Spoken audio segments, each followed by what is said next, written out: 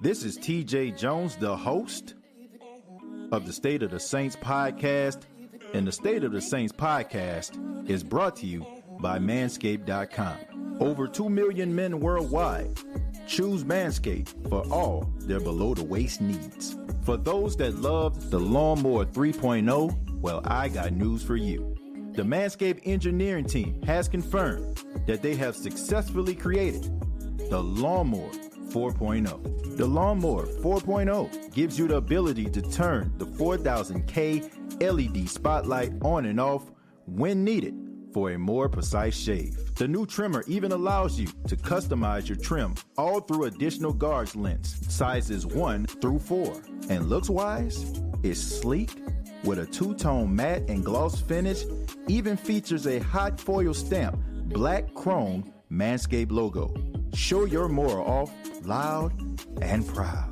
Go to manscaped.com, use the promo code State of Saints, and you will save 20% off of the Lawnmower 4.0 as well as other Manscaped items.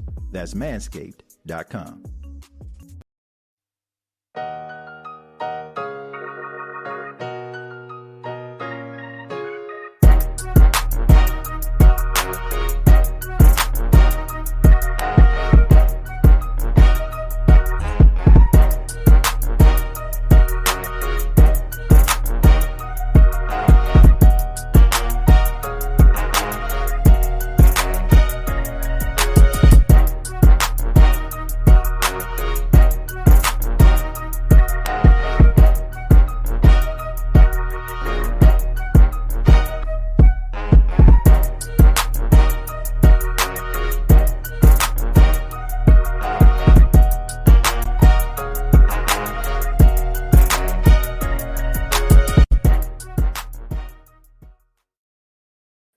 Hey, what's going on, Who Dat Nation? It is yours truly, TJ Jones, the host of the State of the Saints podcast.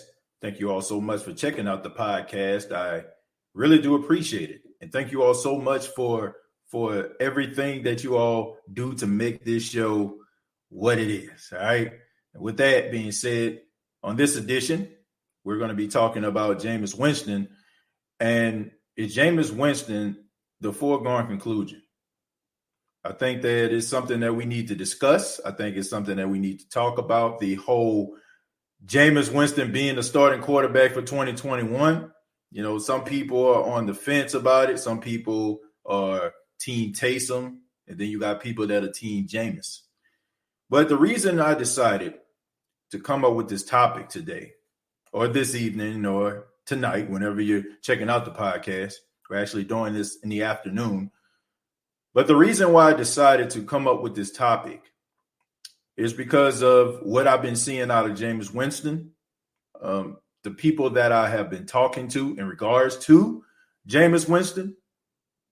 People just seem to believe that it's a no-brainer, okay? And on yesterday, I had an opportunity, okay? I'm recording this on a Wednesday. On Tuesday, I had an opportunity to talk with two NFL analysts.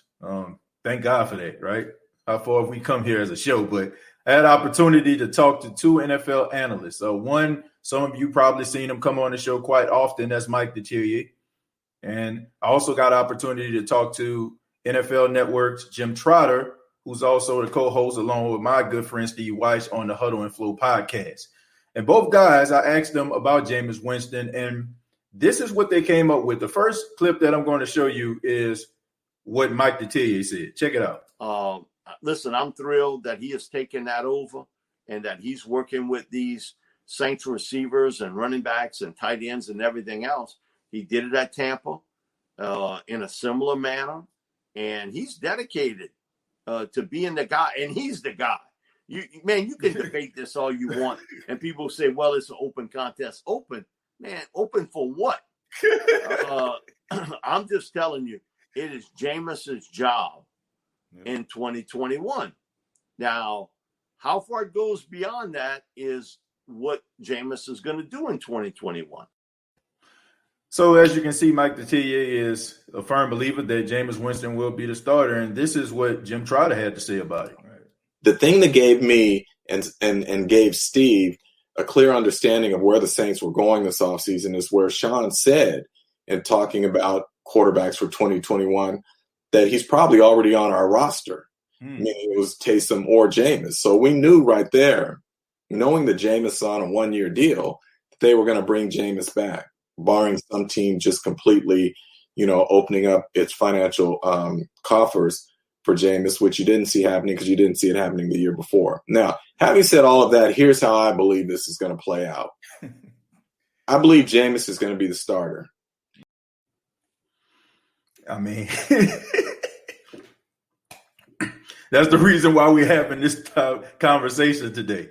Those are two well-respected NFL analysts right there that believe that Jameis Winston will most likely be the starter in 2021. And look, you can believe what you want to believe. I'm not here to change your mind.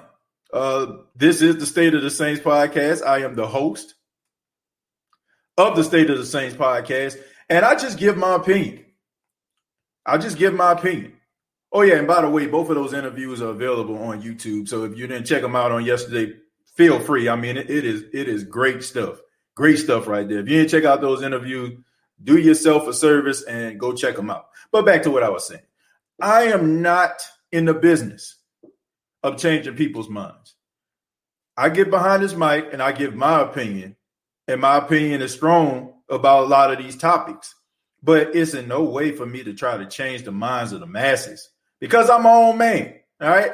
And you should be your own man or woman or child, whoever you are, wherever you are right now, right? You should have the courage to come out here and say that Taysom Hill is my quarterback. Jameis Winston is my quarterback in 2021. Now, the reason why I believe that Jameis is going to be the quarterback of the Saints is because I just feel like he's more talented than Taysom Hill is at the quarterback position. If we're talking about being an overall football player, if we're talking about heart, passion, tenacity, toughness, brute force, you got me. All right? Hook, line, and sinker. You got me. Taysom Hill is the likely choice to be the quarterback in 2021. But I'm talking about overall talent, quarterback talent, first overall pick, Heisman Trophy winner, national champion, went to a bad organization in a bad situation. And don't give me that stuff. Please don't give me that stuff about, well, look what Tom Brady did with the talent that Jameis Winston had. That is not the same team. Okay, I don't care how much you want to go to the chalkboard and draw it out and create this Pythagorean theorem about why Jameis Winston failed and he's going to fail in New Orleans. I believe that the coaching is better and the culture is better in New Orleans than it was when Jameis wasn't Tampa. I don't care what you think. You know what I'm saying? I don't care what you think, or feel about my opinion. All right? I want you to have your opinion, but I am going to believe in mine. All right? I am going to believe in my opinion. I value what you have to say, but this is the way that I think. And everybody that I talk to, I'm telling you, man, like on air, off air, behind the scenes, you know what I'm saying, in front of the camera, all of them are saying the same things.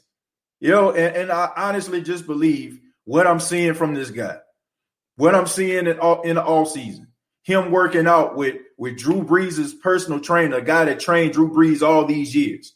I'm watching him with Saints wide receivers, working out, flying them out to Tampa to work out. You know what I'm saying? Flying out to San Diego to go out there and work out and train with Drew Brees' personal trainer. All signs lead to me is that this guy is serious. And if you're not on the Jameis Winston train, you might want to hop on. Okay? Look, I'm a Saints fan because it don't get more reckless than that from time to time, right? I'm on a Saints train and I'm going to be on that thing. And when it crashed, I'm going to jump back off, you know what I'm saying? And then hopefully when I fall, I can latch on to the back of the, of the train. You know what I'm saying? To go down with the ship. You know what I'm saying? Like action movie style. All right. But I think that this guy is showing everything that we need to see. And I think along with Sean Payton, it can put Jameis Winston in a position to succeed. But for a few minutes, I'm going to open the phone lines. That's right. We're going to open the phone lines here on the State of the Saints podcast. And look, I don't want to talk about the schedule. All right. I'm not talking about the schedule until this evening. All right. That's when we're going to have a show. I'm not talking about the schedule. I'm not addressing the schedule. The reason why is I know they got some leaks that went out there. You know what I'm saying? Shouts out to Mark. You know what I'm saying? I'm going to give him a shout out. You know what I'm saying? Appreciate that, Mark. But look, I'm not into like, you know what I'm saying, like insider stuff. You know what I'm saying? Which is accurate. What you showed me was pretty accurate. You know what I'm saying? But I don't want to talk about that. I want to discuss it in real time. Okay, so we won't be talking about the schedule today. Not on this episode. This is what I want for the people that's calling in. I want you to tell me if you are on Team Taysom and why, or on Team Jameis and why. That's simple, right? I'm not, like I said, I am not talking about the schedule. We're going to do that show probably tomorrow, most likely tomorrow when the schedule come out. But I want to do things the right way, and I understand that they got some leaks out right now. But until that schedule actually comes out, that's when we're going to discuss it. All right, so going to go ahead and put the link down here in the comments. Feel free to chime in, call in. Are you Team Taysom or are you Team Jameis? Thank you all so much. But in the meantime, while we're getting some people on the phone lines, go ahead and give some special shout outs to everybody that's in the chat right now. Shouts out to Josh, Jesse, Jerry, Jonathan, Big Ben, Mighty Mouse, who's a supporter, Ghostface, who's a supporter. I seen Leanne, who's also a supporter in here. You know, and so many people that support on the YouTube channel as well as the Facebook page. Thank you all so much, man. And if you're not a supporter of the State of the Saints podcast, I encourage you to do so. Okay, it's $4.99 a month, and with that, you get exclusive content. I do a show every single week for exclusive for subscribers and members, and also you get discounts on the merchandise that's about to come out. And thank you all so much, man. I cannot believe this, man. I kind of didn't put enough confidence in myself. I believe I actually got a few shirts made, and when the shirts actually came out, I mean, they sold out on the same day. I mean, incredible. Like I'm absolutely shocked about the response. It shocked the heck out of me. But the shirts are going to be available. So you want to pre-order your State of the Saints podcast t-shirt, feel free to do so. Thank you to all those that have already pre-ordered. To find out about that, just go ahead and hit me up and I'll let you know. But we're going to go ahead and open the phone lines. We got Josh on the line. Josh, what's going on, man? Hey, what's up? What's up, TJ? How you doing? Yeah, Josh, I'm doing just fine, man. It looks beautiful where you are, man. I see the trees out there. Yeah, I'm spending a day outside today, man. I'm not doing much else today, so it's like 60 degrees up here, which is my kind of weather, and I'm just like, this is what I like to be outside, and I don't like that hot summer crap. Yeah. It's the same way here, man. The temperatures are about like 63 degrees out here, so it's beautiful out here in Myrtle Beach as well, man. Yeah, I always forget that you're not in New Orleans, bro. I don't know why. But I'm wondering if we can talk about that schedule. No, I'm just kidding, bro. No, I mean it's really obvious, man. Like, how can you Team Taysom? That's just ridiculous, man. Jameis is so much better in every possible way, and with so much more like potential and upside and everything. Mm-hmm. I remember that when we thought we were going to get Russell Wilson for a minute. I understand why we would have given away Jameis for Russell, but Jameis has Russell Wilson level talent.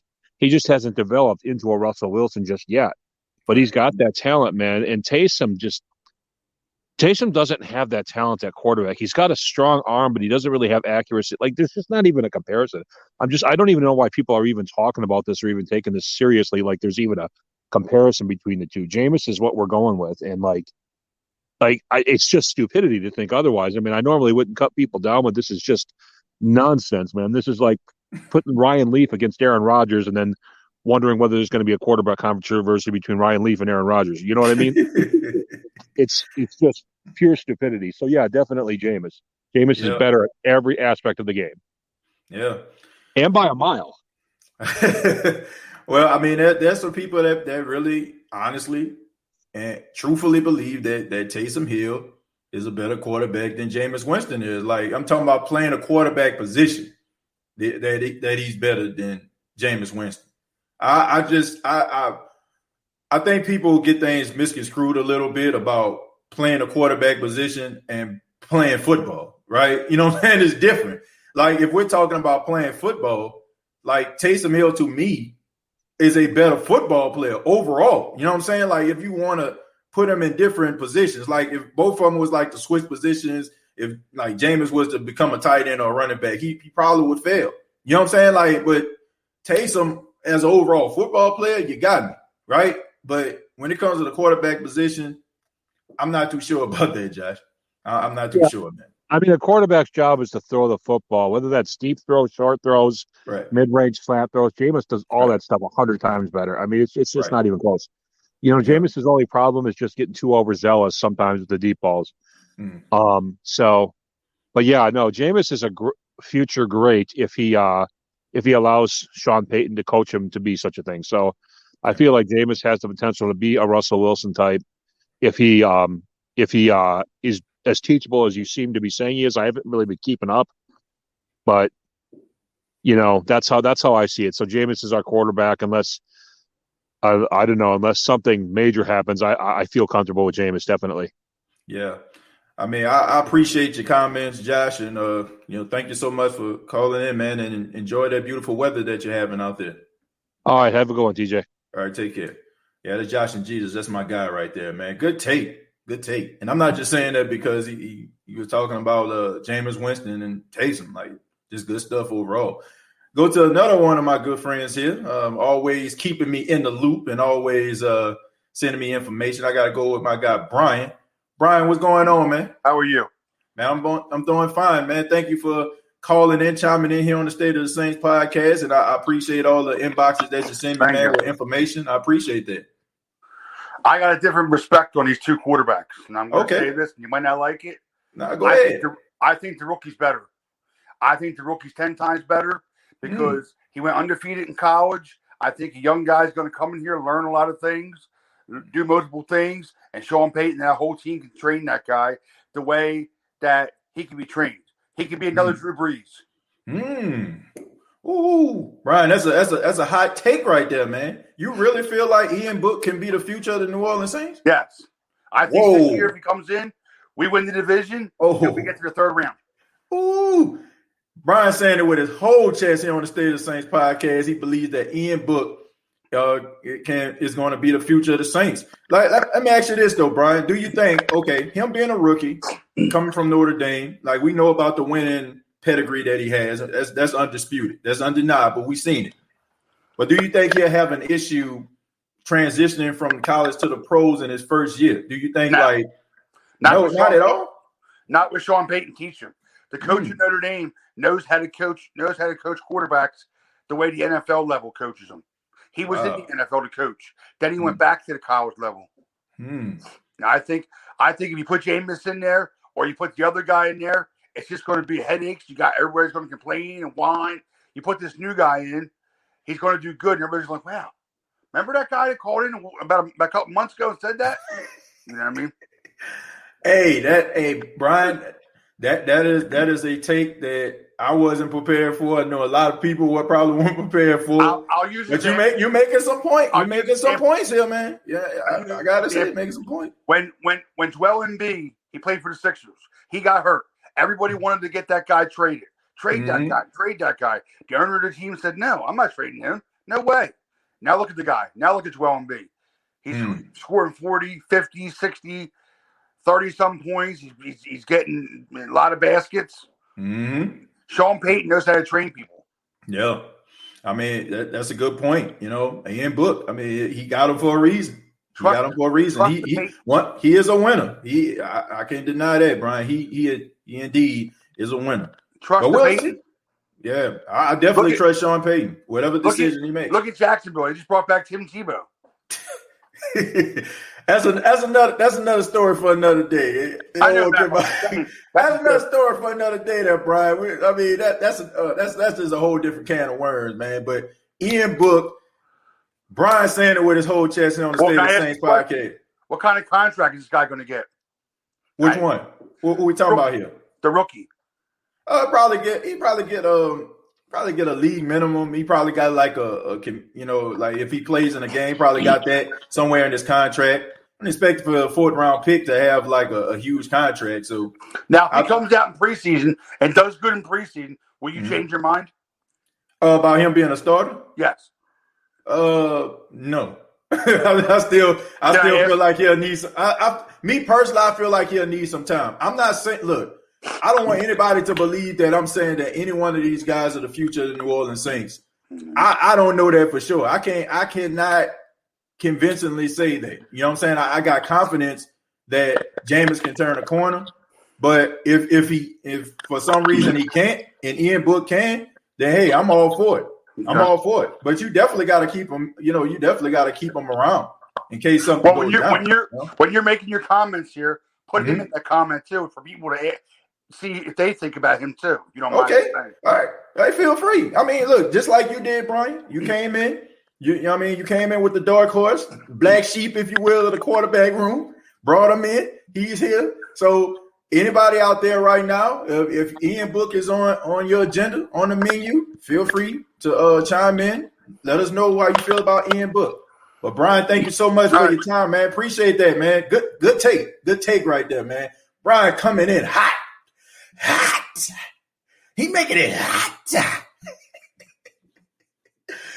Man, look, I was not expecting that, man. But hey, there's some Ian Book supporters out there, man. They out there, they out there, man. You know, South Bend in Indiana, man. He won a lot of football games. Man. A lot of people look at him and they see a little bit of Drew. So, but if you like the State of the Saints podcast, man, you're enjoying the show, you're enjoying the content, go ahead and hit that like button, man. Show your support to the State of the Saints podcast. Before I go to Aaron, I'm going to read a few comments. Kim says, Ian not start this year. Sorry. Joey said, giving a shout out to Eugene, or I got to hear what he had to say. Eugene says, look, son, I'm only going to say this once. If you want to work for me, stay off the job. Giving Mr. McDowell, giving a Mr. McDowell reference here on the State of the Saints podcast, but we're going to go ahead move on to Aaron. Aaron, what's going on, man? How you doing? Yo, TJ, what's good, my dude? Congratulations on the come up of your channel. I've been watching, man. You're getting guests on the show. You got merch out there. You're being featured in some stuff. Look at you coming up on the come up, man. Congratulations, man. Man, God is good, man. That's all I can say, man. And because of people like yourself and so many others chiming in, man, made this show successful and going in the right direction. And I appreciate that. I really do. And also to you, man, who, you're doing your podcast thing, doing really good things out there, good content. You know what I'm saying? I appreciate everything you're doing too, man. Keep up that good work. I'll surely do my best to. I hope to be up there where you at one of these days. But man, I'm not here to self promote, man. I mean, I ain't like that. I'm here to talk about. Even if you did, look, you know what I'm saying? State of Black and Gold, you know what I'm saying? Podcast available right now. You know what I'm saying? Y'all check it out. He does a good job. I'll promote it for you if you don't. That's just the way we look. There's no selfishness here, man. You know what I'm saying? There's a lane for everybody. And if you know what I'm saying, look, feel free. But go ahead and say what you have to say. Remind me to cut you off. All right, I'm gonna start off with that Ian Book take because that was the curveball. Look, I'm not here to knock you. I'm not here to knock you. I'm not gonna knock him for it. Everybody has their rightful opinions, and justly so. Right, I've watched Ian Book. He's started for Notre Dame, and I can understand when some people say that there's a little bit of Drew Brees in them, especially when you're considering the height stature. Right? He's 5'11". He's either 5'11" or 6 foot. He has a winning pedigree about himself. And he's very intense. He doesn't take losing very well, and when he does lose, he comes back the next game and he makes people pay for it. But with this being said, I still have to keep a little apprehension about myself when the college football level is a little different than the NFL level. On top of the fact that his quarterback mechanics a little different than what Drew Brees does, right? We see Drew Brees put balls in places that most quarterbacks in the NFL today or even past times prior, they have a hard time fitting into those type of tight windows. Right. Ian Book Ian Book, while he is good with using his legs to create those opportunities, he's not as really accurate as Drew Brees. He can't really throw people as open. He's a little wild with his quarterback mechanics, right? Mm-hmm. He's a little wild out there. He manages to create opportunities out of chaos, just like Patrick Mahomes does out of Kansas City. And I believe that's one of the factors why the Saints drafted him in the 4th round. They got some really good value in Ian Book there. Mm-hmm. And plus, he can run the RPO just like you use Taysom Hill for. But he's got younger legs. He's got fresh legs. He'll take on contact. He will carry guys. He will carry linebackers 2 to 3 yards up the field, yards after contact. That's what Ian Book can give you. Man, you making them sound like Dogecoin right now, man. You stop going up right now. No, wait. Sounding like Doge, man. It's like I'm highlighting the good and I'm highlighting the bad because Ian Book was the guy I really, really liked in Notre Dame. All right, I watched Notre Dame just like I watched Ohio State. Right. It's just he can give you those things like Taysom Hill with a little bit of a Patrick Mahomes-esque and create opportunities out of the chaos. Right. But when you're talking about a starting quarterback, you can't do those things. You have to be able to stand tall in the pocket. You have to be able to diagnose plays with a certain quickness and finesse to your game. Right. Ian Book, I believe, would need a full year under Sean Payton to do that. And can he be the starting quarterback next year? Obviously, that'd be a safe security blanket, right? You have him on a potential 3-year, maybe 4-year deal, assuming Jameis Winston doesn't pan out this year, and you just roll it. You just roll with it, right? But as far as this year is concerned, I believe Jameis Winston is pretty much this job right now is his to lose. Jameis Winston, I'm not going to put too much stock in the wheels, right? Even though I have been obviously hyping the man up on Twitter over the past couple of weeks to a month now. But yeah, I saw that. But it's just that there's something about Jameis Winston working out the way he is. He's slimmed down. You can see the difference between him, the way he is now, and the way he was at Tampa Bay. And a lot of people want to highlight the 30 interceptions. Let me remind some people already. 10 of those interceptions, and I'm not making this up. Go watch the tape. 10 of those interceptions were in the first quarter. 10 of those were in the first quarter. Another 3 were because of bad routes by Mike Evans and O.J. Howard. And one O.J. Howard was from the London game against Carolina Panthers. Go watch it. I'm not kidding you. The other you can put 17 of those. You can put 17 of those on Jameis Winston, and that's still bad. But a 30 touchdown 17 ratio that's good enough to put you in the wild card. And he had some eyesight issues when you look at his game way back in Florida, right? He had eyesight issues. He was nearly nearsighted. So he's already fixed that eyesight issue. He's already shown that he's matured.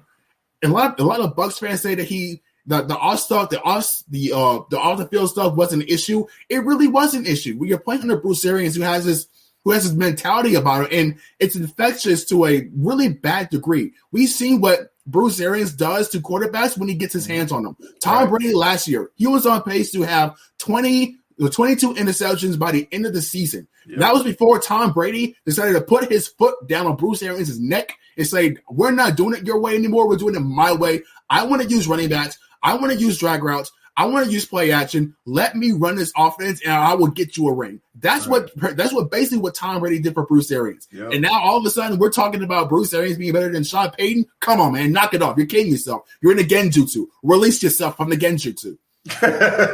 Jameis Winston over Taysom Hill. And one of the last point it's just Taysom Hill being a starting quarterback.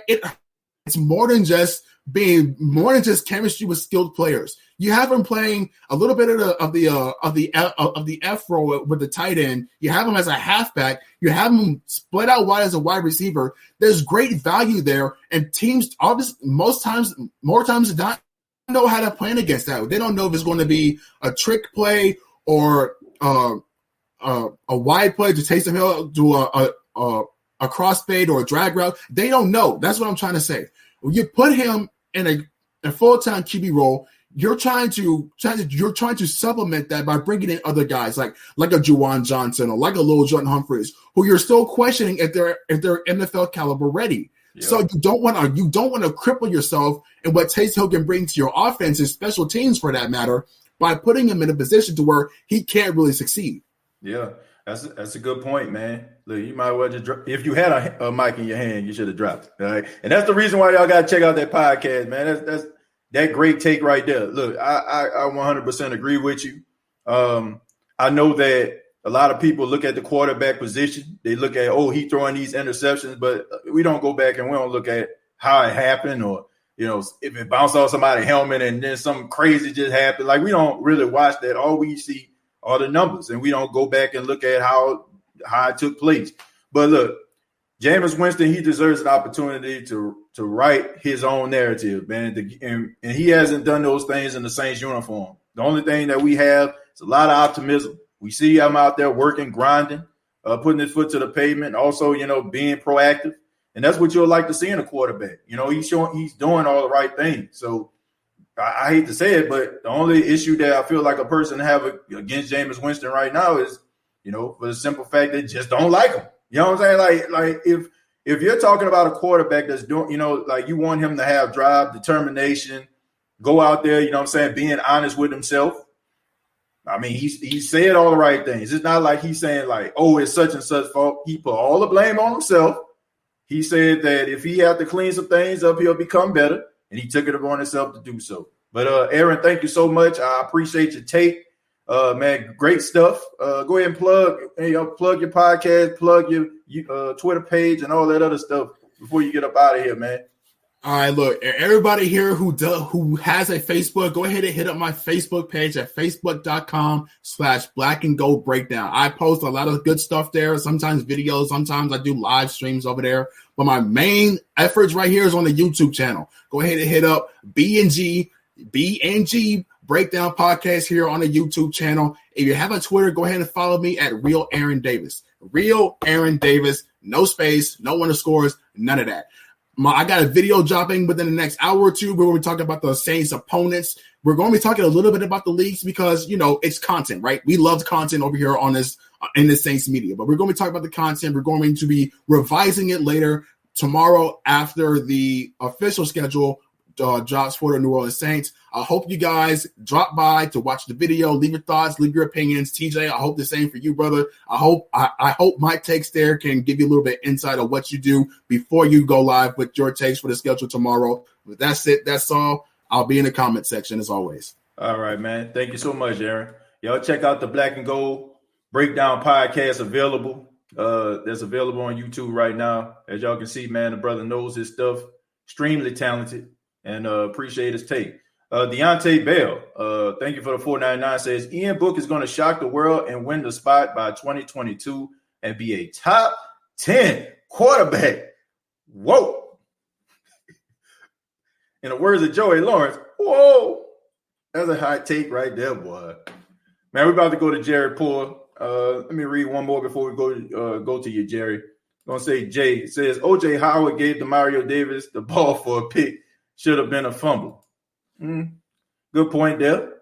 So, man, thank y'all so much, man, all the people that's in the chat right now. But we're going to go to Jerry, the OG of the State of the Saints podcast. Jerry, what's going on, man?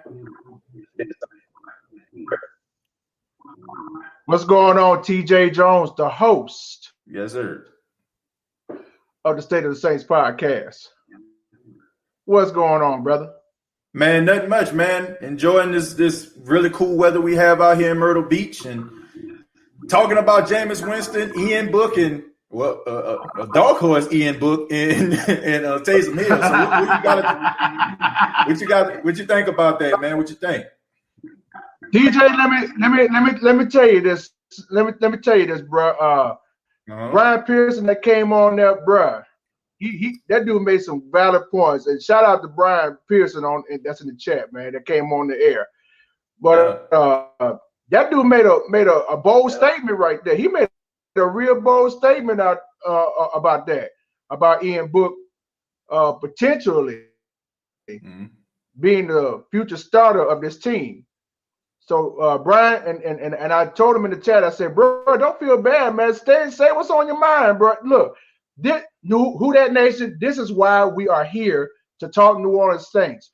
Yep. We don't worry about what these clowns in the media say. This is why we here. We talk New Orleans Saints. no matter what platform, doesn't matter if it's TJ Jones or Big Q or CB or all the rest of them. This is why we're here to talk New Orleans Saints. Right. We're not talking about this team and that team and what this team gonna do, what that team gonna do. No, we talk New Orleans Saints on this platform or anywhere else. Now, right. I mean, yeah. With your follow-up question, TJ, should it be Team Jameis or Team Taysom? I've been saying it all along, and I'm still going to say it Green Bay. We're not here to talk about the schedule. That's later. But I'm talking about who will be the starter for this team against Green Bay. One of the 2021 Jerry, that man. Your signal going out, man. Your signal going out. I apologize, but your signal going in and out. So what? I need to just. Can you see me? I'm gonna put you out. Yeah, I can see you. See me? Yeah, I can see. I can see. You know. Okay, go ahead. I'm. Yeah, Jerry having a little bit of some technical difficulties. Hey, Jerry, call back in, man. We're having a little bit of a tough time hearing you, but feel free to call back in, brother. Yeah, man, let's go to Tragic 504. Tragic, what's going on, man? Oh man, what's going on, TJ? Hey, what's going on, man? How you doing? All right, I'm team Winston all the way, and I will want some of that what Mike was smoking earlier, but I can drug tested at work.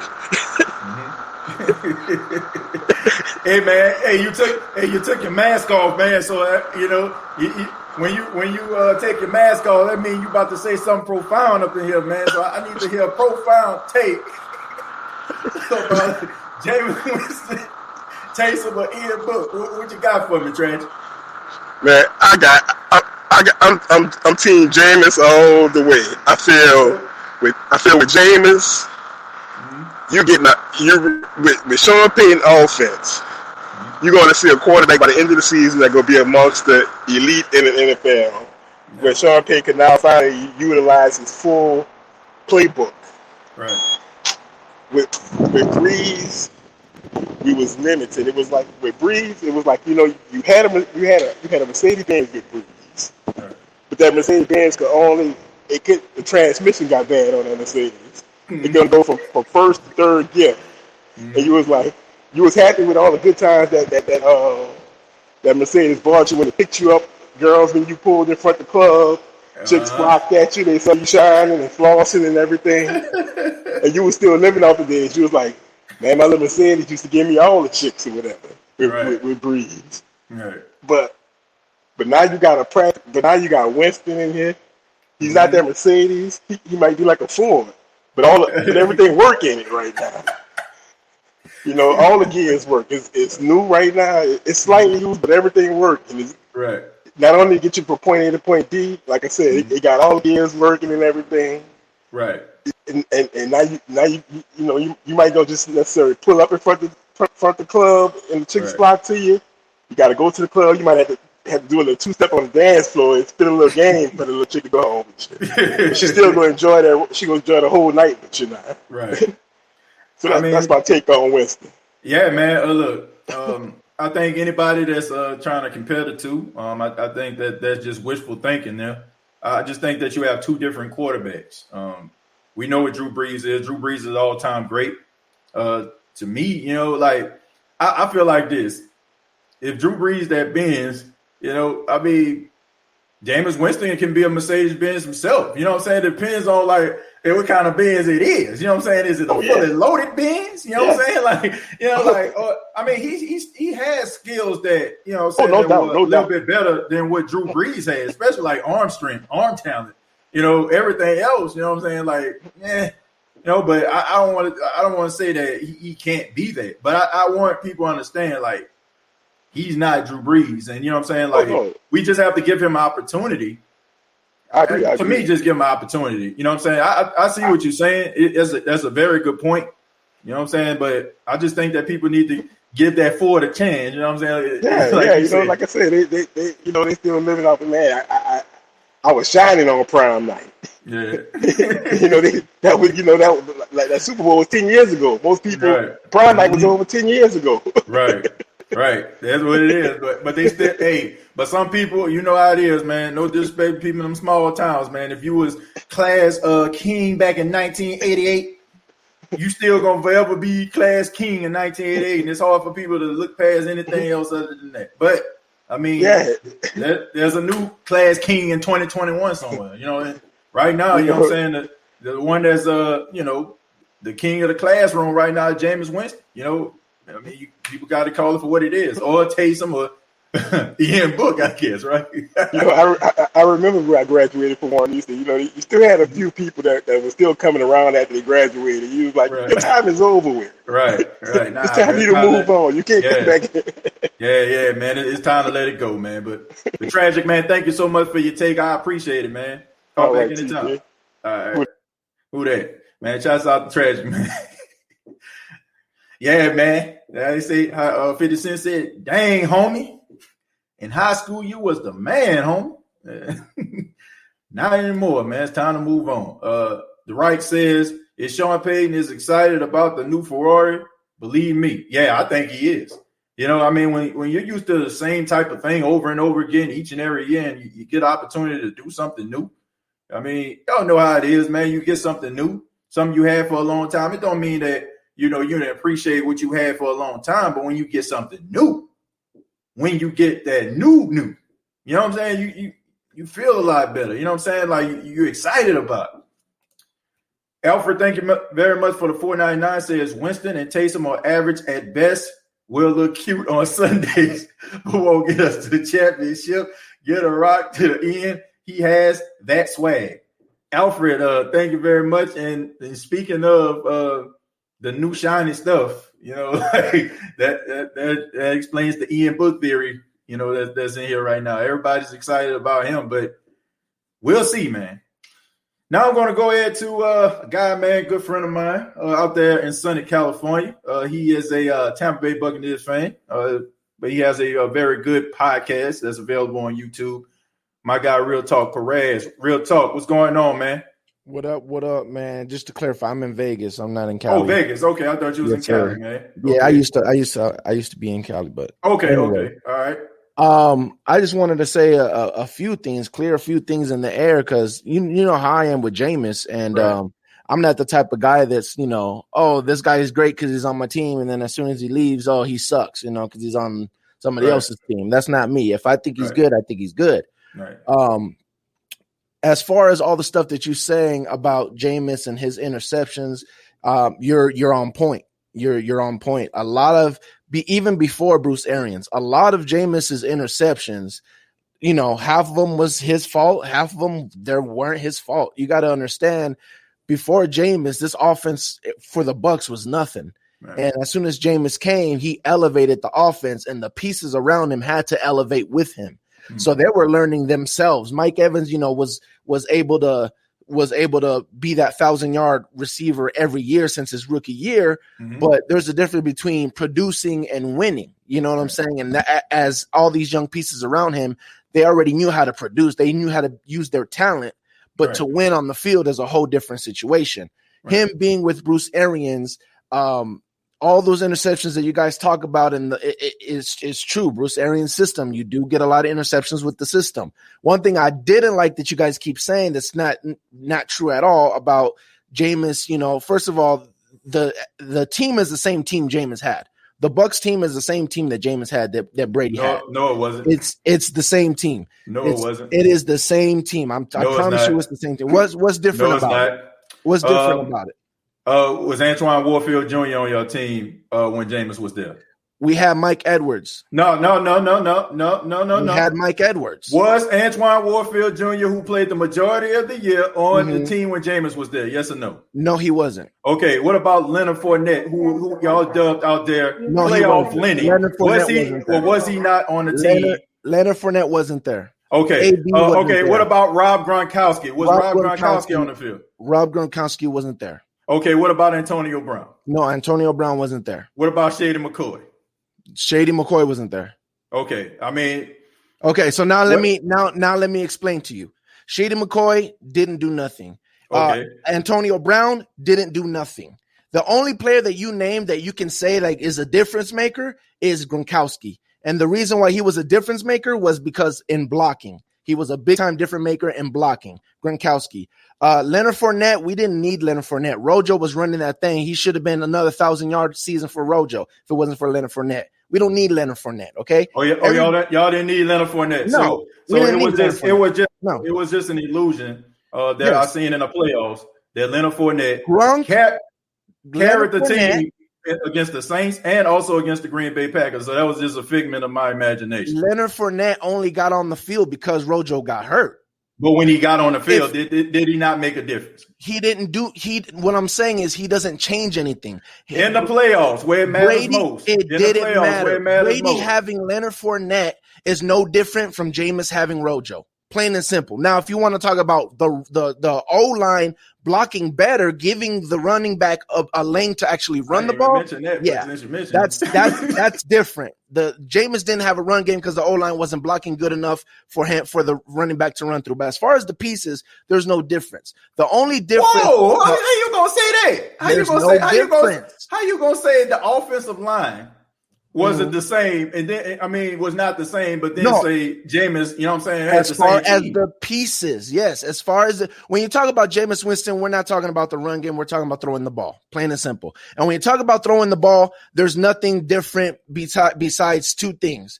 Besides, Jameis can't hit the deep ball as consistently and accurate as Tom Brady, and Bruce Arians definitely did a lot more for Tom Brady than he did for Jameis Winston.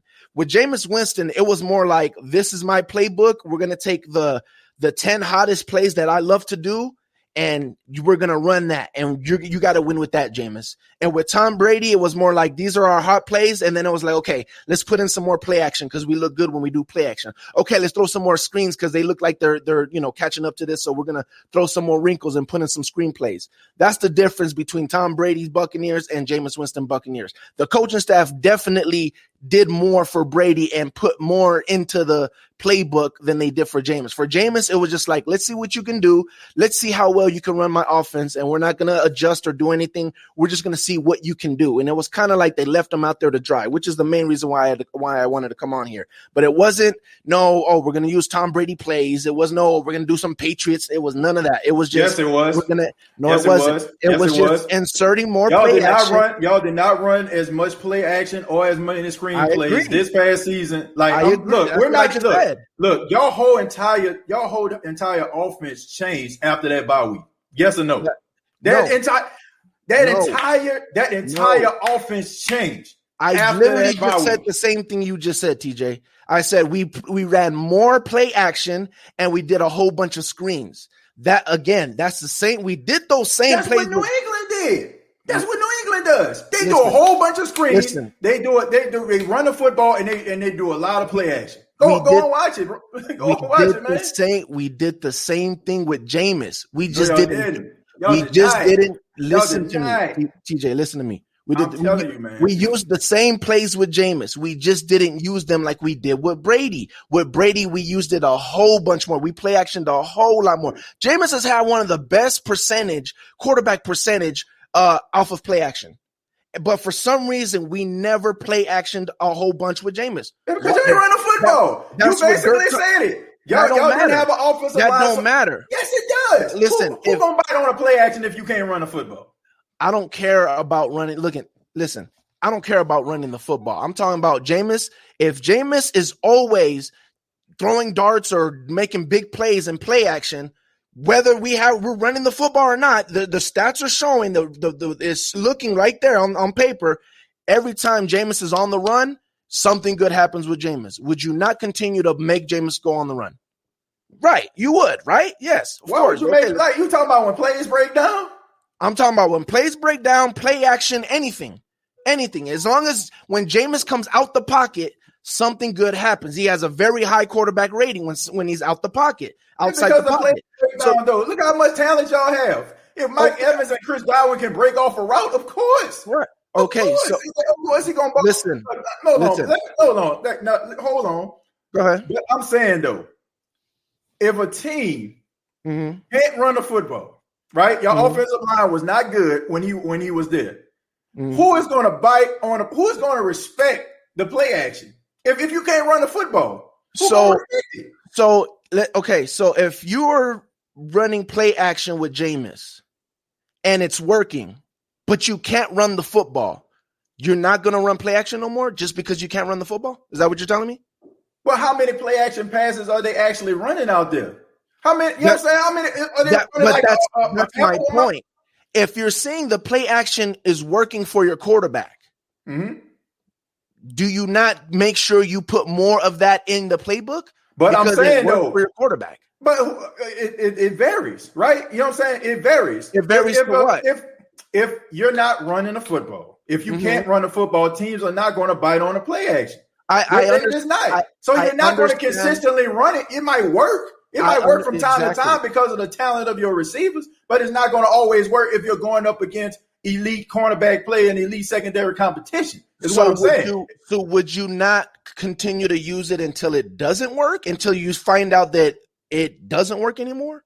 You know what I'm saying? Would you not continue to put it? I understand saying you can't make your whole playbook play action. Of course not. Yeah, I understand that. But if it shows that every time this man is running, getting out the pocket or it's a play action, he's very high in his percentage, would you not make it more of plays in your playbook?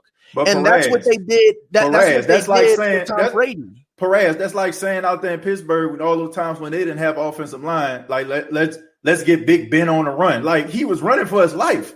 Like if you look at a lot of those plays, it was because of breakdowns. When wide receivers are breaking off their routes, of course, you know what I'm saying? Most likely if he's extending time in the pocket, of course those receivers are going to get open. But you don't want to set your whole entire offense up like that to get your quarterback killed. And that's what I'm saying. I'm not saying to set up your whole offense. I'm saying if you see that there's something working for your offense, you should implement it more in the playbook. It's the same exact thing that they did for Tom Brady. People talking about, they need to start motioning more. Bruce Arians' system has motion naturally because we bring the wide receivers in to start blocking. So we motion naturally all the time. But all of a sudden, no, that's a Patriot thing that they're motioning people. What are you talking about? Man, listen, the only difference is they implemented more of what was working for Brady. They didn't do that for Jameis. Whoa! That's all I'm saying. I want you to understand what you just said. I want you to understand what you just said. You said that they made plays that were designed that made Tom Brady feel comfortable. Am I right? No. You just said that. No. I said they implemented more plays that was working for Brady. I didn't say nothing about comfortability. I said what was working. If it works for him, that means he's comfortable with running them, right? I mean, yes or no? I don't know if the man's comfortable or not. I'm just saying the plays are working. It worked because he's comfortable with it. Okay, if you want to say he's comfortable, then yeah, then say that. What organization did he play for the last 20 years? For the Patriots. Thank you. So all the plays that they implemented to make him comfortable were devised by Bill Belichick and the offense. So how can you possibly say that? They were literally the same. Again, they're the same plays we're using all the time. If you look at Tom Brady through the playoffs, are you not seeing Tom Brady take shots over and over and over again? You're literally seeing Tom Brady taking shots down the field over and over again. It's Bruce Arians' playbook. The only difference is they said, okay, he works better when we play action off of it. It works better when we're motioning people, which is what we always did. But Tom Brady wasn't used to the playbook like the back of his hand in the beginning of the season. So maybe that's why they wasn't motioning. But now that he knows the playbook, now he can motion people. All I'm saying is it's the same playbook. They just got better at calling the right plays that are working for us, which they could have did for Jameis. I'm not saying they didn't do it on purpose. I don't know, but that's the difference between Brady and Jameis. That's all I'm saying. Now, going to this whole conversation that you're having here, is it Jameis or Taysom? Obviously, it's Jameis. Jameis is an elite talent, and I say that with my chest. Like you were saying, an elite talent. The dude can throw the ball better than a lot of people in the NFL. Probably maybe Mahomes, Aaron Rodgers. I would have put Drew Brees, obviously, before the arm went. Obviously, Tom Brady's still doing it. Probably that's it. Besides that, Jameis' arm talent is right there. Now, you ain't got to worry about that. Can Jameis make the throw? You ain't got to worry about that. What you got to worry about is, obviously, everyone talks about the turnovers again. Listen, when he was with the Bucs, a lot of Buck fans went through that. Oh, the turnovers, you're going to have to go through that with the Saints, okay? And half of it was, yes, okay, sometimes he throws turnovers. Most of the time, it's because he's trying to get his team in the game. Now, you guys think you guys got a good team. He's not going to have to carry the whole freaking team on his back. Okay, so you don't have to worry about that. But he's still going to throw some turnovers. Why? Because Jameis knows he has an elite talent, an elite arm, and he feels like he can make every throw, which gets him in trouble sometimes. I don't think it gives him in enough trouble. I don't think it gives him in more trouble where it's like, oh, he cost us the game. That hardly happened when he was with the Bucs, where it's like, oh, he cost us the game. Yeah, it might seem like that stat-wise because he had an interception or whatever. It might seem like that if you look at the stat. But if you watch the game, you realize we're only in that game because of Jameis. Okay? Right. So what you got to worry about is it's your head coach.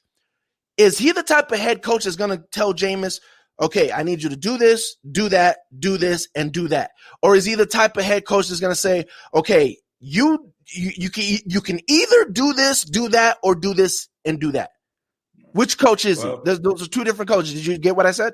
Yeah, I got you, man. Hey, I'm gonna have to stop it right here, man. Good talk, man. Good stuff right here. Man. Thanks for letting me always on. Good stuff every time we get together, man. And y'all check them out, man. Real Talk with Raz, bringing the heat, man. Represent Tampa Bay, man. Congratulations to y'all winning the championship, and thank you. Man, we'll see how everything gonna pan out, man. Yes, sir. I'll see you later. All right. Take care, man. All right. Hey, man. Good stuff right there. Have to agree to disagree on that. Some of the points. He made some good points though. Ghostface Griller, thank you very much for the $5. Says, how much you want to bet no one has ever called that red phone? Oh man. Hey, man, that's a good set. That's a nice little setup he had out there, man. I ain't gonna lie. I like that backdrop. Justin, what's going on, man? What's up, man? Hey, man, look. Yeah, man, we had an interesting conversation right there, man. But back to the topic at hand. We're talking about Taysom Hill, Jameis Winston, Ian Book. Whose side you on, man? Man, I was just sitting up there enjoying it because I was just sitting up here nodding my head, yay and nay. But I'm going to be honest with you about this. I'm going to just keep it short because I know a lot of people back here want to get in. But I'm going to say this. You see the maturity of Jameis Winston. Right. You see, right. Even though everybody want to still talk about what he did, okay, the past is past, let's move forward. Did what he did, he made a mistake. And that's why I have a problem with sometimes when you start a rookie quarterback out the gate, even though he might be a Heisman winner and all that. Right. But I still say Jameis is in the right program right, and with the right coach to learn what he needs to learn. Right. Same thing with Taysom Hill. Taysom Hill got some growing. Got some stuff he got to work out. At the end of the day, I'm just going to say I'm Team Saints because why? Because both of them are learning. Nobody can be a Drew Brees. Right. Nobody can be a Tom Brady. Only person can be is themselves. Right. Now, Jameis Winston, he is showing that, okay, I'm for to play like this. I'm for to play and practice like this my last chance because I don't know if another team might pick me up or not. Right. So when you have that mentality, the guy, he's going hard. So if you see that he's going that hard, he gonna do some damage. And he gonna surprise a lot of people in the NFL. Yeah. How good. I think he's gonna win the comeback player of the year this year. Yeah. I mean, look, he's doing all the right things. That's what we can actually see. He's doing all the right things. Now, can it translate to the football field? We don't know just yet. For a full 17-game season, we're not sure yet. But he's doing all the right things right now, and it's going to be interesting to see. And Justin, I hope that you're right, man. If what we're seeing indicates the play that's going to take place, I think he might win a little bit more than that. But Justin, man, thank you so much for your commentary, man. You be safe on that road, man. All right, man. I'm going to head out. All right, take care. All right, take care. Yeah, man, Justin, man. Shouts out to all the truckers out there, man. Shouts out to all the truckers, man, and all these people out here, trying to get gas right now. Things are real crazy right now, man. Y'all be careful on these roads, man. Y'all be careful. All right. Let's see. Let me answer a few questions here. Well, read a few comments. Can't wait for some football 2021. Yeah, neither can I. I like how TJ commented like 7 players and he had to say right correctly. They weren't there last year, but it's still the same team. Look, I get what he's saying to a certain extent. Like, I guess he's talking about some of those core players like the Shaq Barrett and Dominican Sues. But look, when you go look at the Super Bowl, everybody that caught a touchdown in the Super Bowl was not a Tampa Bay Buccaneer the year before that when Jameis was there. All right. Even a guy that was making the plays for the most part. You know what I'm saying? Antoine Warfield, Antoine Winfield Jr. You know what I'm saying? Like, this guy, I mean, come on, man. Like, this dude going to be a certified beast. He's the next Earl Thomas to me. So, I don't know. That wasn't the same squad, man. But look, and and he made some interesting points about the play action. All right. He made some good points about the play action. But here's the thing. Like, you can't tell me that wasn't a New England offense that they was running out there. Y'all can't tell me that. Like, Tom Brady only played one place, okay? If this was like, I don't know, if there was Ryan Fitzpatrick or something, you know what I'm saying? Like, then I'd be like, okay, all right, he making it comfortable for him. Okay, you got me. Ryan Fitzpatrick played for everybody. But with Tom Brady, played for one team for 20 years, and they put an offense together to make him feel comfortable. Where do you think that offense come from? And for all those people that are talking about Tom Brady didn't throw the ball downfield? Huh? Are you kidding me? This is the same guy before Peyton Manning broke his record. Threw 50 touchdowns to arguably the greatest downfield threat in NFL history, Randy Moss. You know what I'm saying? Literally. You know what I'm saying? Was out there balling out with people like Troy Brown, throwing the ball down the field. People are saying that Tom Brady didn't throw the ball downfield. No. Yes, he did. He didn't start throwing the ball down the field lately when he was in New England because they didn't have no talent. And to me, it was pure sabotage. New England, Bill Belichick wanted Tom Brady about that thing. So he put him behind the 8 ball. You know what I'm saying? Like, he basically handicapped him. That's just what it is, man. Now, I'm not the smartest man in the world. But we all know Tampa have not had a running game since Doug Martin was there. For a long time, all they wanted to do was throw the football with Dirk Cutter and then with Bruce Arians. All they wanted to do was throw the ball all over the place. So it's hard for me to believe that plays that make a guy feel comfortable come from Tampa when he's only been there for a few months versus a place he's been for 20 years. That's all I'm saying. But I mean, like he has some very compelling points. I'm not going to dismiss that. Like he has some good points, man. I'm not going to take that away. Shouts out to Real Talk Perez, man, doing big things out there. And I thought for sure, man, I knew he was somewhere on the West Coast, but he out there in Vegas doing his thing, man. Shouts out. Gonna go to Dolly. Dolly, what's going on? Hey, how we doing today, Mr. TJ? Man, I'm doing just fine. And everything just fine, man. Enjoying the show, enjoying the commentary. Even got some rival team fans coming through the spot. Good show, man. So what you got for me? Okay, well, we're gonna start off. We're gonna change the narrative just a smidgen. And what I mean by that is everybody's coming in Team Jason. I haven't heard of Team Taysom. So I'm gonna tell you, I started off. I spoke to you once before. Right. And I started off as a Team Taysom person. Okay. I started saying, I remember that. You remember that, huh? Yeah, I was like, man, Taysom. Yes, it was a couple of months ago. And to me, the little bit I saw of Taysom, it was like people couldn't stop him. You know, I don't even think Jameis was there at the moment, but people couldn't stop Taysom at one moment. It was just like, oh, man, as soon as Drew Brees goes, Taysom's going to be very unstoppable. He's a big guy. It seemed like he had an accurate arm. And it just he's impressing me. So I was kind of, and then I took the little narrative of Sean Payton saying he had that Steve Young kind of atmosphere, and I was a Steve Young fan, you know. So right. I'm like, yeah, I can see that. Then when he played for us, okay, I was kind of against the fence with Jameis a little bit because he just got to us. I was a little biased against Jameis, because of how when we played against him, how he acted when we played against him. He was kind of being a little disrespectful when he kind of pushed Cam Jordan's helmet into the ground when he got sacked. And then he comes by us, and I'm like, I don't even know if I really want him here. I didn't like the way he acted towards us when we played him. But I must say I was a Taysom fan, and you remember that. I'm changing my outlook on that. Mm-hmm. I'm starting to see what everybody was talking about with Jameis. I'm starting to see that. And then I'm starting to hear his story and how he had bad eyes. How Bruce Arians, he was more or less he was a Hail Mary kind of coach. Pretty much when you're throwing the deep ball, you're just telling them, look, throw Hail Marys. So he threw 34 touchdowns and 30 interceptions. Well, he was throwing Hail Marys, and so he was 50-50 in that area. Okay.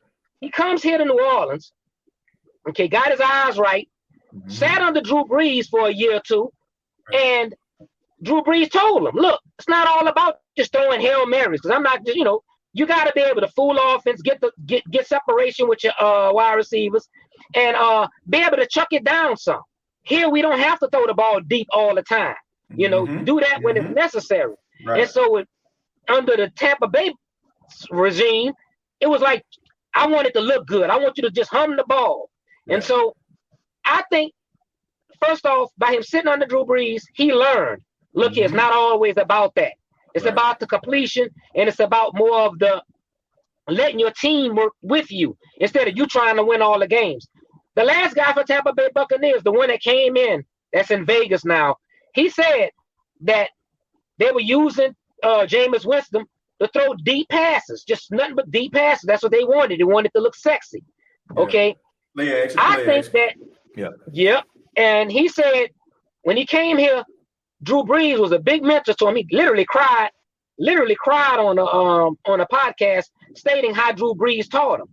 And I think one of the reasons was Drew Brees did not teach him about throwing deep passes, because that's something he got away from because he couldn't do it as much. Started admitting to it lately. You know what I'm saying? Now that he's not playing football, that was a tool I didn't have. Right. Yeah, you hurt us. With that tool, you didn't have the deep ball throw. So, but that's neither here nor there. We got Jameis in there, and I'm starting to look at Jameis, and I'm like, I think we got us something special. He's changing my mind. Yeah, I mean, he's changed a lot. You're not the only person. I promise you. I mean, I got inbox flooded, Dolly. Like so many people, man. I think what I'm saying. I'm becoming a fan. Like people that weren't fans of Jameis Winston before he really started putting his work in the offseason. So look, you're entitled to change your mind. I mean, I talk about this all the time. Like we can change people's mind. We can turn skeptics into believers. You know what I'm saying? It's possible. And he's doing all the right things, so why wouldn't it? And also with your point about him playing for Tampa, I mean, come on. Like, of course you're gonna be skeptical about that, right? I was the same way when Curtis Lofton was here a couple years ago. Like he played for Atlanta all the times, and man, I ain't like Curtis Lofton. You know what I'm saying? But when he came to the Saints, I'm like, okay, you know what I'm saying? You're doing this little thing, getting tackling machine. I can get down with that. But look, I just want to get a guy an opportunity. I mean, me personally, like if you want to give Taysom an opportunity, fine for all the people out there that's Taysom fans. I mean, but I'm gonna give James a chance to prove or show what he's really made out of in a different uniform. But I appreciate the call. Thank you so much. No problem. Commentary, man. Hey, man, don't wait till another couple months to call in, man. Feel free to call in. All right. Got you covered. Y'all have a good day. All right, take it easy. All right, good call right there. Good call. Good stuff right there. Thank you to everybody that's following into the chat. 198 people watching this live right now, as I can see. So we got about 30 likes of what I'm looking at. Go ahead and hit that like button if you're enjoying the State of the Saints podcast. Never know what you're going to get on this show. You might get somebody rooting for Ian Book. You might get somebody that's a Tampa Bay Buccaneers fan. You know what I'm saying? Shouts out to my guy, Real Talk Perez. Might just have some people that, some casuals up in this thing. But I enjoy it, man. Really, really enjoy it. So let's go to Quinn. Quinn, what's going on? All time, man. I've been waiting. Man, I'm sorry about that, man. Real Talk Perez got on the show. I ain't gonna lie, that Buccaneer dude blew me, bro. I ain't even gonna hold you. That boy blew me, yeah, man. I was getting mad. I ain't even gonna lie to you. But yeah, though, man. First off, I'm gonna address this. What his name is, Ann Brook or something like that, right? First off, I don't even know who that is. I don't even know why y'all jumping on his bandwagon so early, so fast. Anyway, you know what I'm saying? My thing with him, what I see them doing is just they protecting Taysom more by getting him, so he can become that. He could become that person that do those Taysom things. You get what I'm saying? So we can have an official backup. Right. Because technically, we technically kind of seen what Taysom can do last year, bro. He's not really throwing deep like that. And he takes too long to throw the ball. Y'all talk about Jameis. You seen what he did last year when he was starting? Do y'all not understand what Taysom was doing when he was starting? All he could do is run. That's why they just start doing the play actions more. Because he can't throw. Like, he could throw, but he can't throw under pressure like that. Like, he holds it too long. So why is y'all keep talking about Taysom? It's obviously Jameson. He's obviously the clear. He's obviously our starter. If y'all really want to talk about football, y'all really want to know football, he's obviously the starter of the Saints. You know what I'm saying? And y'all gotta stop. Everybody gotta stop trying to compare him to Drew Brees, because this is a new age. That's why Drew Brees had to retire, because this is a whole new age of quarterbacks. Yes. Everybody don't throw the ball the same no more. People don't just stay in the pocket no more. That's not what this game is no more. It's developed. Right. You get what I'm saying? So you can't keep saying Drew. He's out. That's why he's out. You feel what I'm saying? Man, you're making a good point, man. So you're more on the Jameis Winston. Because he not. If you really paid attention, he not trash. He was just doing what he had to do. Yeah, he was doing what he had to work with. Just like how you were saying how Tom Brady was getting blackballed or whatever the behind the 8 ball with the Patriots. How you don't know it was the same way with him? Because they obviously got more help once he left. Why they couldn't do that when he was there? You know what I mean? Hey, I feel you. It sure sound a tad bit sabotagey to me. I don't know about anybody else, but it sure sounds very sabotagey. How come y'all get all this help? I mean, everything. I get he's Tom Brady, but it's still like, how come y'all get all this help out of nowhere? Y'all got all this money free out of nowhere just to get people. You know what I'm saying? Like, that don't make no sense. So it's like, at the end of the day, it's like, let this man just come and do his thing, bro. You know what I'm saying? Don't even. I feel like we worrying too much. I think we forgetting who the rest of the people on our team. I feel like the team is so good that he just have to do enough. You get what I'm saying? Yeah, he just have to do enough and we'll be good. Yep. You get what I'm saying? Because I definitely feel Peyton got these playbooks set up the way, bro. All he got to do is get the people he really need, and we'll take off. Because y'all want to keep talking about Drew. If y'all want to be real, that's why we lost the playoffs last year. Because the Buccaneers wasn't whooping. They ain't beat us. They got all them interceptions. They got all them touchdowns. Look where they was every time they got an interception. They was already on the half-yard line already. They was already damn near on the goal line every time they got an interception or something. Yeah. So how can y'all keep talking about Drew Brees? That was his time is past. Let him retire in peace. Let him do what he do. Stop talking about this man now. Yeah. You know what I'm saying? It's time for us to move on and see the bigger picture with these folks got going on. If we want to talk about something, let's talk about our cornerbacks. Let's talk about how these young guys gonna come in and see what they gonna do. Cause that's the real talk. That's the real competition. That's the real competition. Exactly. That's where the competition laid. That's the quarterback position. It ain't got nothing to do with nothing, because none of them could throw like Jameis. Jameis technically really could throw deep.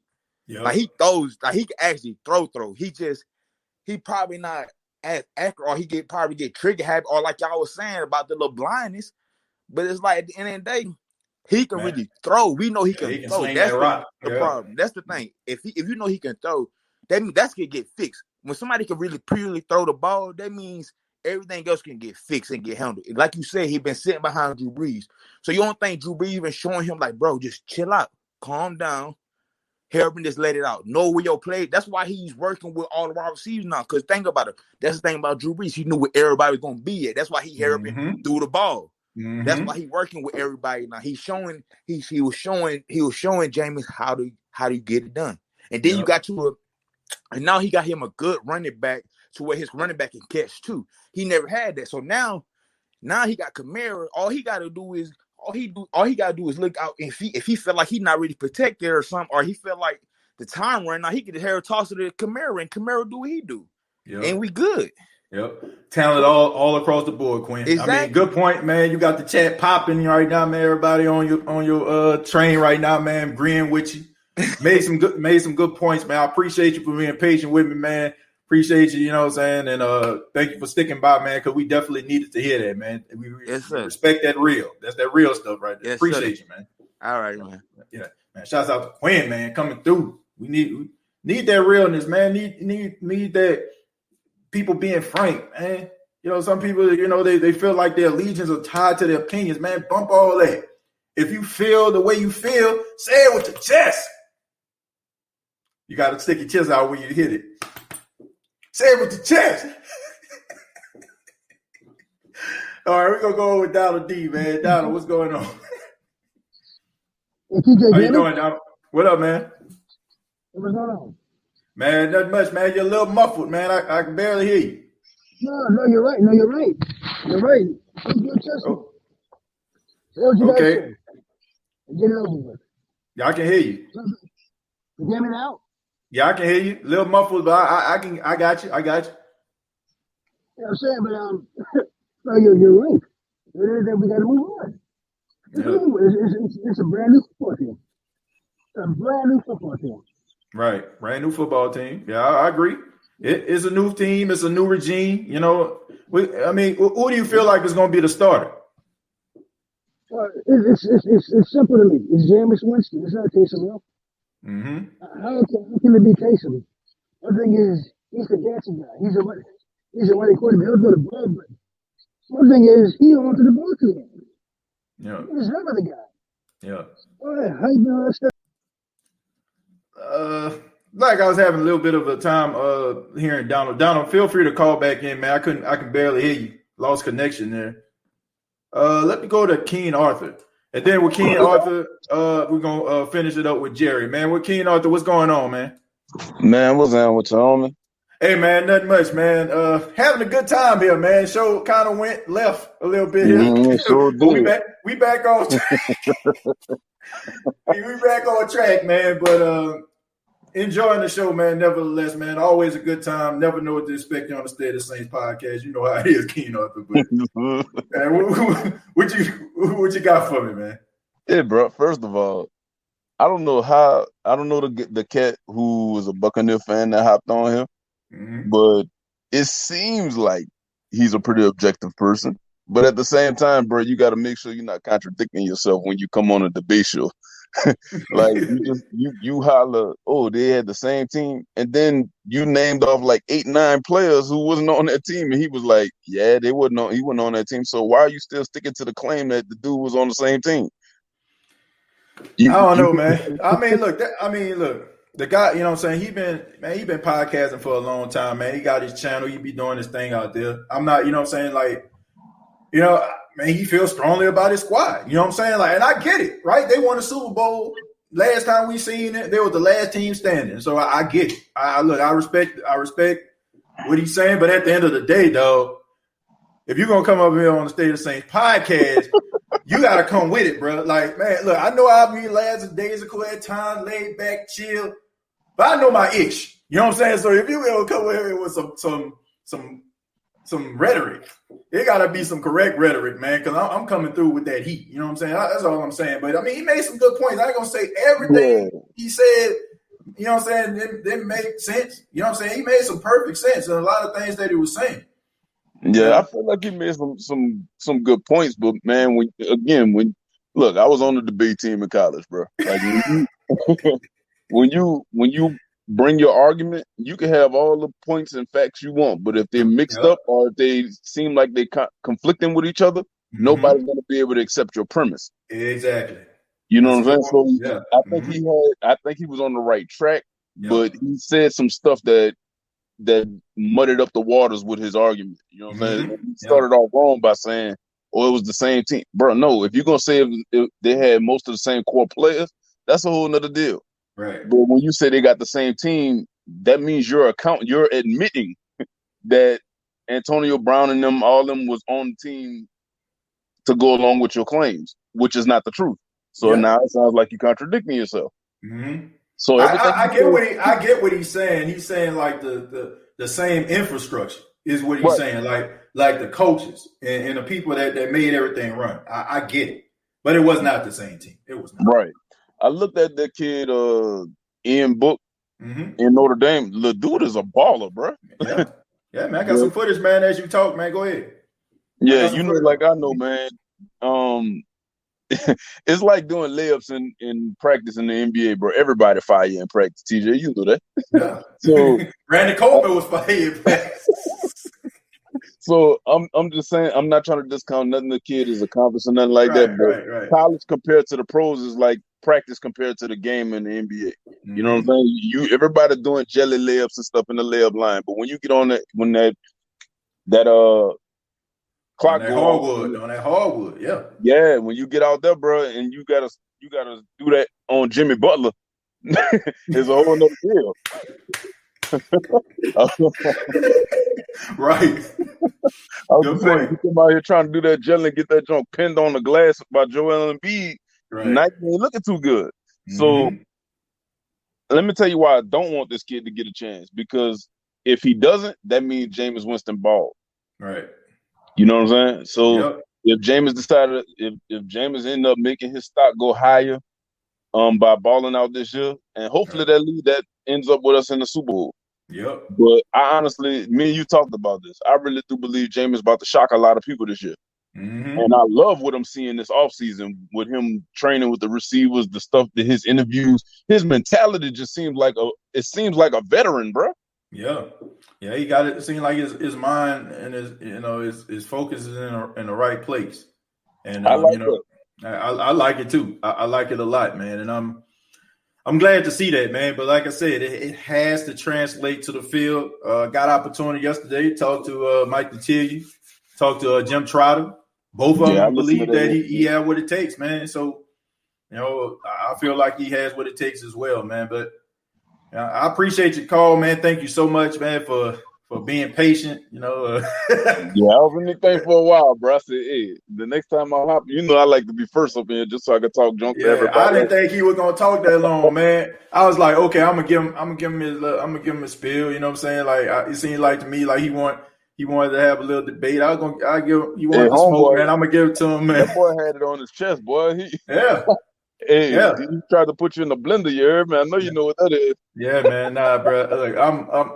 I'm unshakable. You know what I'm saying? Like I'm ready for anything. You got to. You know what I'm saying? Like I said, this is a rapid fire show. I don't come on here with a script, man. I don't know when people gonna ask me. I really don't. Like you see, I just read comments and take calls. So I don't know where the show gonna go. But right. Hey, did you decide you was gonna be able to make the event, bro? They talk about on Memorial Day, right? Memorial Day weekend. It's the 29th, Memorial Day weekend. No, unfortunately, I most likely probably won't be able to make that event. But the only reason why is because the following week we're actually going down there because my wife is actually going out of the country with her friends. So you know what I'm saying? So she's actually going out the country. I'm actually going to visit my grandparents and my mom. I haven't seen them, man, almost 2 years, man, since this whole COVID situation.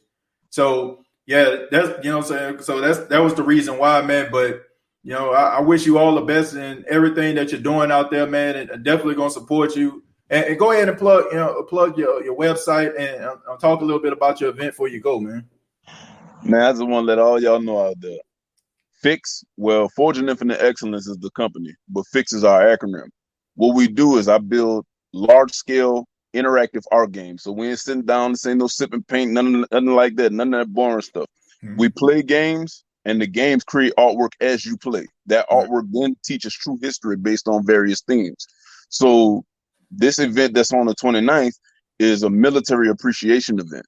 Right. You know what I'm saying? It's called Art of War. So we're going to use the artwork to teach a little bit about the military history and honor those who are serving and who are current, who served and who are currently serving. Right. And yeah, man. What's your web? Tell me your website again, man. Tell him your website. The website is www.fixitart.com. Yeah, and man. that's where you can find your tickets under the upcoming events tab. Yes. Or no, it's a tab strictly for tickets. You can find your tickets there. I'm letting y'all know now. There is a military discount, so we're doing a special right now where the standard guest ticket is $15 and the military discount is $10 with your ID. But the day of, those tickets are going to go up $10, both of them. So you already know what time it is with that, TJ. Yeah. Look, y'all definitely got to go to fixitart.com. Not only can you get your tickets, man, you also can get some merchandise as well, man. So y'all check it out. Oh, so you've been on the site? Yeah, I've been on the site. I've been on the site. Like when you sent me the video, I went to the website. So which one of the games stood out to you, TJ? The one where it was throwing when you was throwing the darts at the balloons. Oh, it's called Dartward. Yeah. Yeah, I like that. I like that one too, and also the spray painting wars that you had there, man. When you were when people had to spray paint really fast and collect the spray race, spray paint relay race. Yeah, man. I definitely checked it out. Out there, boy. Yeah, I mean, and it was so dope, man, because collectively they made such a beautiful work of art, man. And so y'all pulled that tape off. Yeah, man, that was dope. That was dope. Most of the games, you're competing against other teams, but some of the games you might be working together while you're competing with them and won't even know it. I like spontaneity, bro. I like to catch people off guard. Yeah. Hey, man, that was pretty dope, man. And I know a lot of people, Memorial Day weekend, they definitely going to enjoy it.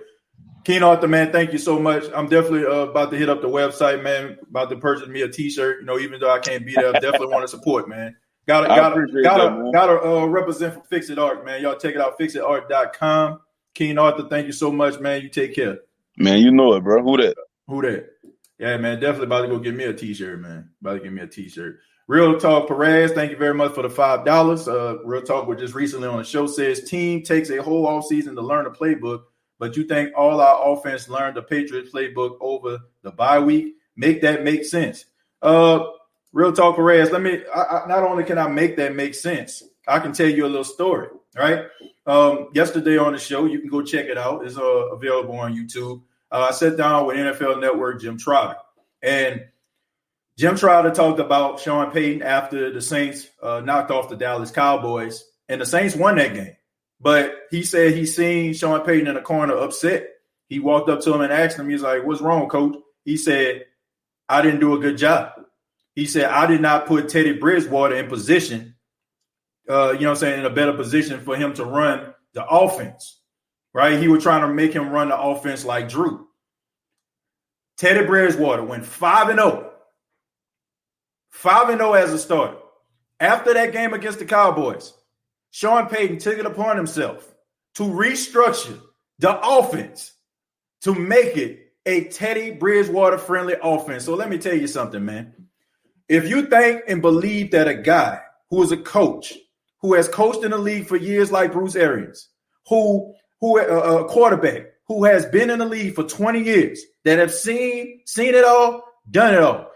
If you believe that running backs, wide receivers cannot get on the same page and be able to run certain offenses in a short period of time, you're sadly mistaken.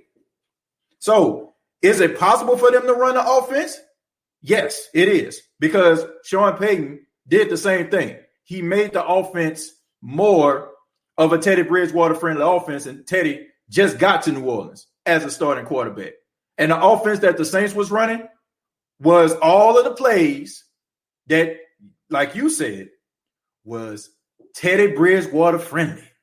Just like Bruce Arians with Tom Brady made it a Tom Brady friendly offense. So are you asking me, is it possible? Yes. And hopefully I made that make sense for you. But we're going to move on to Jared, man. Jared, you're the final call of the evening. I apologize to everybody, but your boy got to head up out of here, man. Got to go get the pack, man, from daycare, man. So I just want to make everybody, I want to say. You got to do what you got to do, man. I understand. Got to go pick up the packet, man. But go ahead, man. Jared. What you got for me, man? Now what I was finishing up saying, and good, and no wonder my stuff was cut off because you had a Yuck fan on the line talking shit. Excuse my French. But you had a guy on there. Oh my God, my headache was my head was hurting, TJ. My head was hurting real bad. Oh, bro, I had to turn the volume down. I had to go give it some sleep. Hey, man, I seen you get off, man. I seen that. I was like, man, Jared left the room. Yes, I have. Hey, man, but you were finishing. And I got cut off for this? Yeah. Man, come on. Knock it off. Yeah, man, but you were actually talking about Jameis Winston. You also, I think you said a little bit something about the Green Bay schedule, and I guess him being there in week 1. So I want you to go ahead and finish that up. Yes. Now, what I was saying is, I'm sticking with Team Jameis. Yeah. This the whole time, even when we talked about it during the offseason, I'm sticking with him. Because if you think for 1 second, if I'm gonna go with Team Taysom, please, y'all need to cut that off. Y'all say Taysom Hill gonna be the starting quarterback of this team. I need y'all to do me a favor.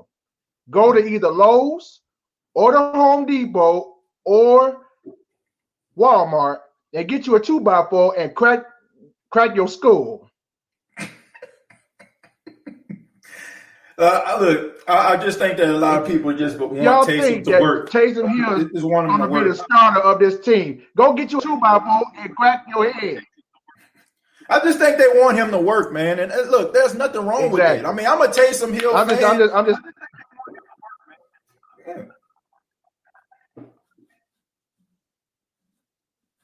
Go ahead. No, I was just saying. I mean, he can. I mean, Taysom Hill can. We have a delay. Like every time I speak, like I think we got like maybe like a 2 or 3 second delay. So you're basically getting what I'm telling you, like probably like 3 seconds late. But I'm gonna let you go ahead. So you go ahead and finish up, and I'm not gonna say anything else. Okay? No. I just want to wrap it up and say, like I said, I'm still gonna stick with Jameis Winston. I'm not. Everybody knows I'm not going with Taysom Hill as starting quarterback. I'm sticking with Jameis. Yeah, that's all I have. Look, I thank you, Jared. Thank you so much for calling in, man. You already know you're the OG of the State of the Saints podcast. When you speak, the chat listens, and appreciate everything that you do, man. Appreciate you always sticking with me, man. And I haven't heard a lot of Team Taysom fans on here, man. I don't know what was going on, man. I don't know if they think I was going to, say something or make them feel, some type of way. Look, if you like Taysom, it's cool. I'm not here to change your mind, right? I'm just a guy with an opinion. No, but I mean, as a role player, yes. But at a starting quarterback of the future, no. No, sir. Yeah, but Jared, thank you so much. I really do appreciate it, man. Hey, man. Hey, just for that, man. Just for you, man. I'm just about to go ahead and hit it, man. Hell no. To the no. Hell to the no. Yeah, man, we got to hit it, man. Shouts out to Bishop Bowen. Come on, Bishop. Jared, thank you so much, man. Let me say this, TJ. Shout out to everybody that's in the chat. I know I've been chatting with y'all. I love each and every one of y'all, man. I mean, even though we had a Yucks fan on here, y'all stood by me. Y'all were right there with me. I appreciate each and every one of y'all. Who that to everybody. Hope everybody's day and week is going well. I love each and every one of y'all. There's nothing y'all can do about it. Seriously, I love y'all from the bottom of my heart. There's absolutely nothing y'all can do about it. I love you all. God bless you all. Yeah, man. Shouts out to Jerry. Appreciate it, man. And you have a good evening, man. And take care of yourself, man. All right. Tell Pac-Man I say hello when you go pick him up. Yeah, we'll do, man. We'll do. Man, that's Jared Porter Jr., the OG of the State of the Saints podcast. Man, this show went way left. But nevertheless, man, y'all, man, Real Talk Perez messing with my endorsement deal, man. I forgot to plug manscaped.com. Hey, man, you can't be messing with my money, Real Talk. Hey, manscaped.com, the official website of the State of the Saints podcast, or the official sponsor, the official sponsor, I said website. the official sponsor of the State of the Saints podcast. All right. And I want to thank them for sending me over, which y'all probably can't see because of the green screen. But anyway, the Lawnmower 4.0 that's available right now. I want to thank them for sending it over. And also another item that's available, the Weed Whacker nose trimmer there that's available as well. Go to manscaped.com and use the promo code State of Saints. State of Saints. That's all one word, all lowercase letters, okay? All one word, all lowercase letters, State of Saints. You will save 20% off of your purchase. Thank you all so much for chiming in. Shouts out to Jerry. Shouts out to Donald D. Shouts out to Tragic. Shouts out to Quinn. Real Talk Perez. Dolly. I can't believe I'm remember all these people. Aaron. Jerry. Also, Josh and Jesus, man. Thank y'all so much for being a part of the State of Saints podcast, calling in, chiming in, repping your set loud and proud, man, throwing them up, representing the Who Dat Nation, Bucks Nation, whatever nation you're from. I seen Cartier, he up in there. I know he's a Bucks fan. Shouts out to him. So many different fans of different teams, man. Thank y'all. I see Pammy Whammy up in here. She got here late. I seen your comment, but you're here better late than never.